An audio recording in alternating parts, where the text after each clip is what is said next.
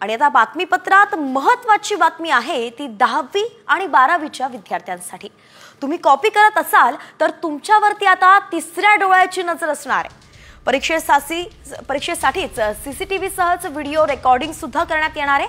परीक्षेतील गैरप्रकार टाळण्यासाठी परीक्षा केंद्रांवरती सीसीटीव्ही कॅमेरे बंधनकारक करण्यात आलेत आणि त्यासोबतच सहाय्यक परीक्षकांच्या मोबाईलवरून सुद्धा प्रत्येक केंद्रावरील पेपर संपेपर्यंत हालचाली टिपण्यात येणार आहेत। त्या हालचालींवरती वॉच ठेवण्यासाठी शिक्षण विभागात वॉर रूम सुद्धा तयार करण्यात येणार आहे। त्यामुळेच क्षमतेपेक्षा जास्त गर्दी केंद्रावरती दिसल्यास परीक्षा केंद्रात पर्यवेक्षकांनी फेऱ्या न मारता एकाच ठिकाणी उभे राहिल्यास विद्यार्थ्यांनी बैठक व्यवस्थेत बदल केल्यास गैरप्रकाराच्या हालचाली झाल्या तर तात्काळ शिक्षण विभागात तयार करण्यात आलेल्या नियंत्रण कक्षाला आता कळू शकणार आहे।